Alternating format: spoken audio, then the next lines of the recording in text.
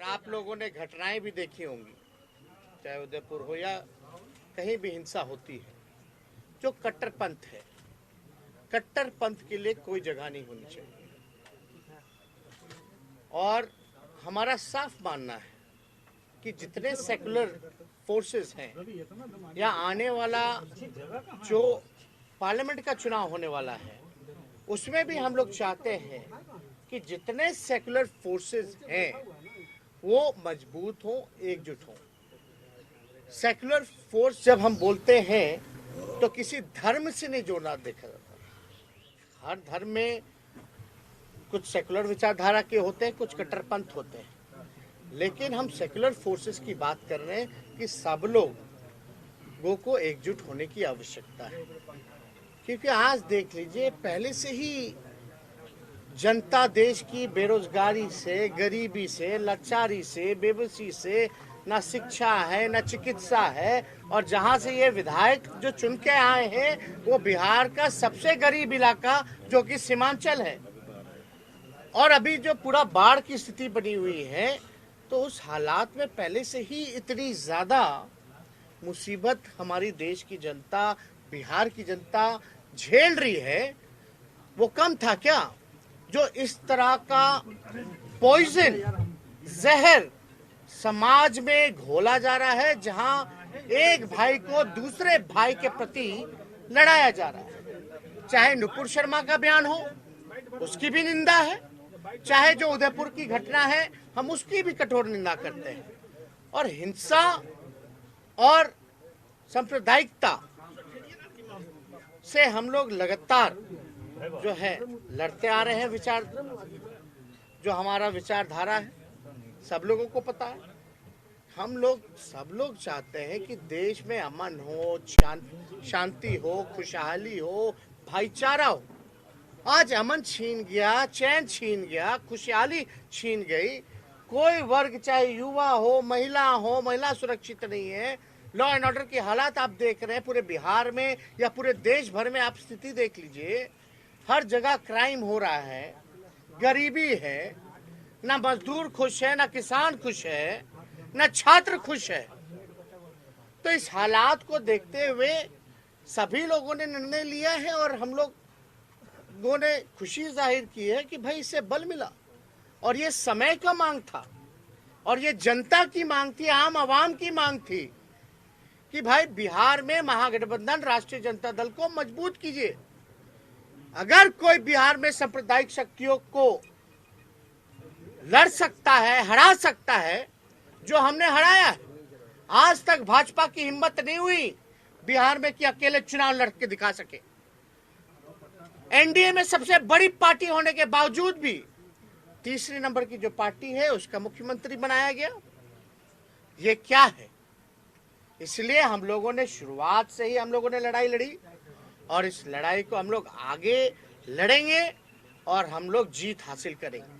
है कि आप बहुत जल्द जदयू में भी कोई बड़ा ऑपरेशन करने वाला है। नहीं, सब कोई ऑपरेशन सर्जरी थोड़ी ना होता है।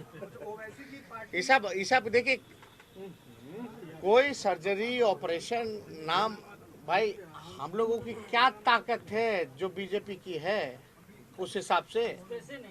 ये तो एक विचार की लड़ाई में विचारधारा से जो लोग जुड़े हैं, जो जनता की मांग है उससे ये लोग आए हैं, जो समय की मांग थी उससे जुड़े हैं। वरना आप तो जानते हम तो विपक्षी दल हैं, लेकिन फिर भी बिहार की जनता ने महागठबंधन को जनादेश दिया। वो अलग बात है कि चोर दरवाजे से कोई सरकार आई और बनी, लेकिन इतना मजबूत विपक्ष बेईमानी के बाद भी हम लोग इतने मजबूत हैं कि लगभग जो है ज्यादा दूर नहीं है सत्ता से। फिर भी हम लोगों को सत्ता का लालच नहीं है, लोभ नहीं है।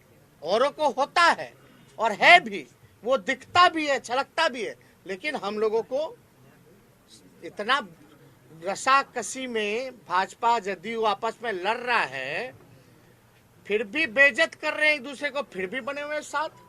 ये दिखाता है कि कितना सत्ता का लालच है, लोभ है।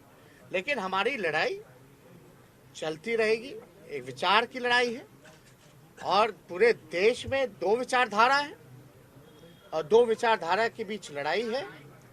और लड़ाई जो अहिंसा में विश्वास करता है, जो अमन चैन भाईचारा में विश्वास करता है, जो देश का उत्थान में विश्वास रखता है, विकास में विश्वास रखता है, जीत उसकी होगी।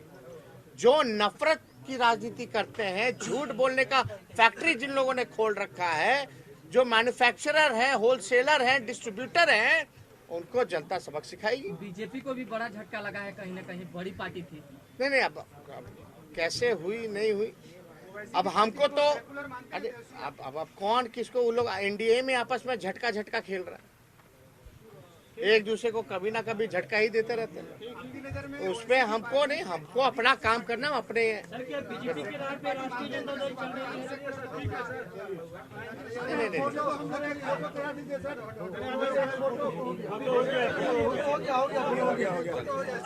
चलिए हो ही गया, अब सारा बात हो गया।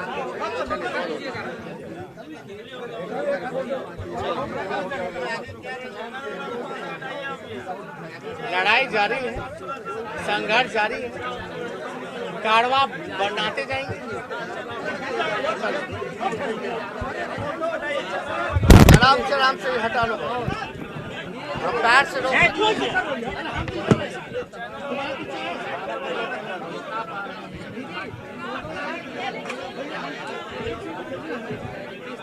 चलिए आइए। ब्रेक के बाद आपका स्वागत है। तो बिहार में टूट गई ओवैसी की पार्टी। इस वक्त बड़ी खबर आपको बता दें, एआईएमआईएम के 4 विधायक आरजेडी में शामिल हो गए हैं। विधानसभा में अब आरजेडी सबसे बड़ी पार्टी हो गई है। इस वक्त की सबसे बड़ी खबर आपको बता रहे हैं, जहां बिहार में अब ओवैसी की पार्टी टूट गई है। एआईएमआईएम के 4 विधायक आरजेडी में शामिल हो गए हैं। विधानसभा में अब आरजेडी सबसे बड़ी पार्टी हो गई है। और अधिक जानकारी के लिए पटना से संवाददाता मरगू आलम जुड़ चुके। मरगू, बिहार की राजनीति में एक बड़ा उलटफेर हुआ है। एआईएमआईएम के 4 विधायक आरजेडी में शामिल हो गए। एक तरह से कहा जाए कि बिहार में ओवैसी की पार्टी अब टूट गई है। देखिए, निश्चित तौर पर पार्टी का विलय हो गया है। टूटना तो ठीक है, क्योंकि विलय के अनुसार जो 10वीं अनुसूची है उसके अनुसार किसी भी पार्टी का विलय तब होता है जब उसके 61% एमएलए, एमएलसी या कह सकते हैं मेंबर ऑफ पार्लियामेंट टूटकर दूसरे पार्टी में चले जाते हैं। तो 61% से भी ज़्यादा का 5 विधायक थे, उनमें 4 टूट करके आ गए हैं और तेजस्वी यादव ने इसे विलय माना है और इसकी जानकारी बिहार विधानसभा के अध्यक्ष को दी है। और फिलहाल कहा यही जा सकता है कि पार्टी सबसे बड़ी हो गई है। बीजेपी 76 थी और बीजेपी 77 थी, ये 76 थे। अब सीधे तौर पर ये 4 80 हो गए। राजद विधायकों की संख्या बिहार विधानसभा में 80 हो गई है और एक बार फिर तेजस्वी यादव के नेतृत्व में कह सकते हैं कि राजद सबसे बड़ी पार्टी बिहार विधानसभा में हो गई है। और ये बहुत बड़ा अचीवमेंट है तेजस्वी यादव के नेतृत्व का, क्योंकि एआईएम के 4 विधायक अभी से थोड़ी देर पहले तेजस्वी यादव के नेतृत्व में राजद में शामिल हो गए हैं। जी बिल्कुल, तो 4 विधायक है वो राजद में शामिल हो गए हैं। ऐसे में एक सबसे बड़ी पार्टी बिल्कुल बन गई है। और जिस तरीके से तेजस्वी यादव ने अभी प्रेस कॉन्फ्रेंस में कहीं ना कहीं उन्होंने इशारों में कई ऐसी बातें भी कही हैं। देखिए, तेजस्वी यादव ने कई ऐसी बात उन्होंने कहा कि देश के जो हालात है उस हालात को देखते हुए इन्होंने जो डिसीजन लिया है हम उसका तहे दिल से शुक्रिया अदा करते हैं। उन्होंने चारों विधायकों को शुभकामना दी, कहा कि पार्टी में आपकी जगह वही है जो पहले थी। चूंकि इसमें से हम आपको बता दें, इसमें से इन चारों का पुराना संबंध रहा है राजा से, खास करके शाहनवाज तो पार्टी की तरफ से चुनाव भी लड़ चुके हैं। तो एक कह सकते हैं कि उन्होंने मैसेज देने की कोशिश की है और कहा है कि चूंकि अब महागठबंधन और मजबूत हुआ है और महागठबंधन जब मजबूत हुआ था, निश्चित तौर पर कहीं ना कहीं कहा जा सकता है कि बिहार विधानसभा में कह सकते हैं विपक्ष और पक्ष लगभग नेक टू नेक, 1 या 2 विधायक आगे पीछे हैं। तो बिल्कुल कहा जा सकता है कि अब राजद के तेजस्वी यादव के नेतृत्व में महागठबंधन और मजबूत हुआ है और कहीं ना कहीं तेजस्वी यादव के नेतृत्व में राजद विधायकों की संख्या बिल्कुल 80 हो गई है और सबसे बड़ी पार्टी हो गई है। जी बिल्कुल, तो अब सबसे बड़ी पार्टी हो गई बिहार में आरजेडी। लेकिन अगर कहा जाए कि एक तरीके से जिस तरीके से ये जो खबरें आई कि एकाएक यानी एआईएम के जो 4 विधायक है एआईएमआईएम के, वो अचानक से पार्टी से विलय करके आरजेडी में शामिल हो गए, क्या इसको लेकर पहले से भी बातचीत चल रही थी? देखिए लगभग पिछले 10 दिन पहले ये सूचना आई थी कि AIM के 4 विधायक राजद में जा सकते हैं, लेकिन वो सूचना जब आई तो सूचना कह सकते हैं कि फिर कोई अचीवमेंट नहीं हो पाया, माने कोई डेवलपमेंट नहीं हुआ। लेकिन एकाएक आज लगभग 12 बजे दिन के बाद एक डेवलपमेंट हुआ। लगभग 1-1:15 बजे के आसपास जो तेजस्वी यादव हैं वो राजद के विधायक को AIM के 4 विधायकों को लेकर चले गए कह सकते हैं इसमें। और कहीं ना कहीं कहा यही जा सकता है, अभी हमारे साथ कह सकते हैं कि हमारे जो ब्यूरो चीफ हैं अशोक मिश्र जी, हम उनसे भी उनकी पूरी प्रतिक्रिया लेने जाएंगे। अशोक जी, इस पूरे अचीवमेंट को कैसे देखते हैं? देखिए, अब बिहार में ये बहुत बड़ा परिवर्तन है और विधानसभा में अब सारा नज़ारा यूँ कह लीजिए कि तस्वीर अब बदल चुकी है। कल तक बीजेपी सबसे बड़ी पार्टी थी, उसके बाद आरजेडी थी और उसके बाद जदयू थी। अब आरजेडी सबसे बड़ी पार्टी हो गई। आरजेडी की सदस्य संख्या 80 हो गई है और अब किसी दल के पास या किसी गठबंधन के पास यह विकल्प भी नहीं बचा है कि वो आरजेडी की सीमा रेखा को पार कर जाए। यानी कि जो विधायकों की संख्या है उस हिसाब से आरजेडी को 80 हो गया, 77 विधायक हो गए बीजेपी के, 46 विधायक हो गए जदयू के और 19 विधायक हैं कांग्रेस के और वामपंथी दलों का 16 है। एक सुमित कुमार वो भी जदयू के साथ हैं, लेकिन वो आप कह सकते हैं कि वो भी सत्ताधारी दल के साथ ही हैं। तो अब कहने का मतलब कि कोई भी छोटा दल नहीं है। वीआईपी पार्टी टूट चुकी है, AIMM समाप्त हो चुका है, तो अब कोई ऐसा छोटा दल भी नहीं बचा है जिसके विधायकों को शामिल करा करके आरजेडी से बड़ी लकीर खींची जाए। तो ऐसी परिस्थिति में आप कह सकते हैं कि आरजेडी अब सबसे बड़ी पार्टी के रूप में रहेगी और इसका लाभ आरजेडी को आने वाले समय में मिलेगा। जिस तरह से सहमत का खेल चल रहा है, तो वैसी परिस्थिति में कल किसी कारण से अगर जदयू आरजेडी का गठबंधन टूटता है, तो वैसी परिस्थिति में आरजेडी सबसे बड़ी पार्टी होने के नाते वो दावा भी करेगी और उसके साथ जो सहयोगी दल हैं यानी कि गठबंधन है, तो वो भी उनके साथ हैं। तो यानी कि आरजेडी और उसके गठबंधन को लेकर के 115 सीटें अब हो जाती हैं, जो बिहार में किसी भी गठबंधन, अगर एनडीए को छोड़ दीजिए तो किसी भी गठबंधन से सबसे बड़ा है। दल के रूप में भी आरजेडी सबसे बड़ी पार्टी है और गठबंधन के रूप में भी आरजेडी का गठबंधन अब सबसे बड़ा है। अगर सरकार गिरती है या यूं कह लीजिए कि जदयू बीजेपी के पास या एनडीए में आपस में बिखराव होता है, तो वैसी परिस्थिति में आरजेडी का दावा मजबूत होता है। कल तक ये था कि अगर सरकार गिरती भी है तो आरजेडी दावा नहीं कर सकती थी, चूँकि बड़े दल होने के नाते बीजेपी को पहले राज्यपाल बुलाते। तो ये समीकरण पूरी तरह से अब बदल गया है। अब ये आरजेडी का जो दावा है, बड़े दल होने के नाते आरजेडी को आमंत्रित करना राज्यपाल की बाध्यता होगी, तो ये है। दूसरी बात है कि आरजेडी का मनोबल बढ़ा है। अब विधानसभा में उसकी सबसे अधिक संख्या हो गई है, तो विपक्ष और सत्ता पक्ष के बीच अब नेक टू नेक फाइट है और यही वजह है कि विधानसभा में अब विपक्ष के तेवर बदले हुए हैं। और तीसरी जो सबसे बड़ी बात है कि सीमांचल में आरजेडी नीर थी। सीमांचल का इलाका जो है सो अल्पसंख्यकों का इलाका और माई समीकरण पर ही आरजेडी की बुनियाद है। तो ऐसी परिस्थिति सीमांचल में जब आरजेडी ने अपनी उपस्थिति जता दी है या बना ली है, तो इसका आने वाले समय में लोकसभा चुनाव में इसका बहुत बड़ा लाभ मिलेगा। क्योंकि आरजेडी में जो 4 विधायक हैं AIM के, वो सीमांचल इलाके से आते हैं। तो जो 2024 का जो लोकसभा चुनाव है, जिसमें आरजेडी ने एक भी सीट नहीं जीती थी, और आप याद करिए कि सीमांचल के इलाके में ही कांग्रेस को 1 सीट मिली थी, यही किशनगंज। तो वैसी परिस्थिति में आरजेडी अब अपनी मजबूत उपस्थिति के, चूँकि कांग्रेस वहाँ कमज़ोर है, आरजेडी वहाँ मजबूत है, तो वैसी परिस्थिति में इसका लाभ आरजेडी को मिलेगा। मिला जुला करके आप कहिए कि जिस तरह से तेजस्वी यादव ने आज अपना रूप दिखाया है, उन्होंने अपनी गाड़ी खुद चलाई है और उस पर उन्होंने सीमांचल के विधायकों को लिया है। तो तेजस्वी ये संदेश देना चाहते हैं कि अब बिहार का स्टीयरिंग भी वो थाम सकते हैं, उनको गाड़ी चलाने आता है, वो गाड़ी चला सकते हैं। और गाड़ी का मतलब ये नहीं समझिए कि वो 4 चक्के की गाड़ी, यानी कि बिहार की गाड़ी को भी वो चला सकते हैं। ये एक तरह से उन्होंने संदेश देने की कोशिश की। और ये जो 4 विधायक हैं, इसमें से कई हैं जो पुराने ही आरजेडी के हैं और आरजेडी सेकुलर पार्टी है। तो ऐसी परिस्थिति में AIM के जो विधायकों ने पाला बदला है, वो अगर बीजेपी में जाते तो उसका मैसेज दूसरा जाता। लेकिन इन्होंने चूँकि धर्मनिरपेक्ष पार्टी को ही चुना है, वैसी परिस्थिति में उनके ऊपर उंगली भी नहीं उठाई जा सकती और क्षेत्र में उनको कोई परेशानी भी नहीं होगी। चूँकि वो अलग से दल से थे, तो सत्ता पक्ष का लाभ उनको नहीं मिल रहा था। तो ऐसी परिस्थिति में ऐसा भी नहीं कह सकते हैं कि इन्होंने गठबंधन तोड़ करके आरजेडी में शामिल हुए हैं तो ऐसी परिस्थिति में इनको सत्ता का नुकसान होगा, वो भी नहीं है। तो ऐसी परिस्थिति में इन विधायकों के लिए एक सुरक्षित घर है। आने वाले समय में भी इनको फिर से चुनाव में जगह मिलेगी, इनको टिकट मिलेगा।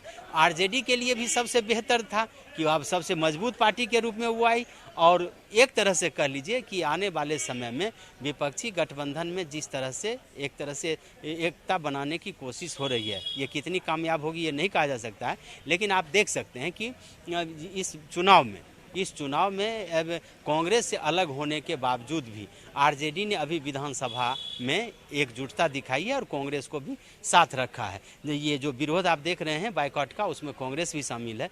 तो तेजस्वी पूरी तरह से कोशिश कर रहे हैं कि विपक्षी एकता बनी रहे और विपक्षी एकता के साथ साथ उनकी ताकत सबसे मजबूत रहे। ये कोशिश में वो कामयाब हुए हैं। अब देखना यह होगा कि कल भर तो विधानसभा है, इन्होंने घोषणा कर रखी है कि हम बायकॉट करें, लेकिन आने वाले समय में इसका अलग रूप विधानसभा के अंदर और विधानसभा के बाहर भी दिखेगा। अशोक जी, एक अंतिम सवाल, आपने तो बहुत राजनीतिक उठापटक देखा है, क्या इस तरह का नेक टू नेक आपने सत्ता पक्ष का कभी संख्या देखा है? देखिए, इस तरह की स्थिति बहुत कम आई है। आई है, स्थिति भी आई है इस तरह की, लेकिन इस तरह की स्थिति बहुत कम आई है।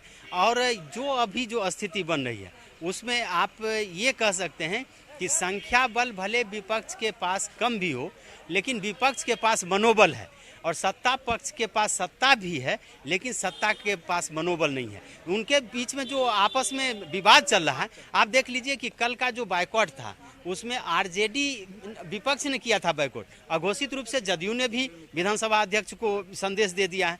तो इस तरह से आप कह सकते हैं कि अगर किसी दल के पास, किसी गठबंधन के पास अगर मनोबल होता है तो उसका लाभ उसको आने वाले समय में मिलता है। और ये मनोबल का लाभ जनता को संदेश देने की कोशिश की जा रही है कि अब सत्ता काफ़ी कम दूर है, यानी कि पाटलिपुत्र कम दूर है। अब एक धक्का अगर और लगाएंगे तो हो सकता है कि हम कामयाब हो जाएं, और यही संदेश देने। इससे आरजेडी को बहुत ज़्यादा फर्क पड़ा है, सो बात नहीं, लेकिन आरजेडी के कार्यकर्ताओं को, आरजेडी के नेताओं को एक मनोबल बढ़ा है और उस मनोबल का असर आने वाले दिनों में दिखेगा। करिश्मा, हमारे वीडियो चीफ अशोक मिश्र जी ने आपको बहुत विस्तार से बताया कि किस तरीके के हालात बिहार में बने हैं, राजद को क्या फायदा होने वाला है, राजद किस तरीके से उनका मनोबल कह सकते हैं बिहार विधानसभा में ये बाहर बहुत ज्यादा हाई हुआ है, और आने वाले दिनों में क्या राजनीतिक संभावना है। तो फिलहाल करिश्मा, निश्चित तौर पर तेजस्वी यादव ने एक करिश्माई नेतृत्व के तहत एमआईएम के 4 विधायक को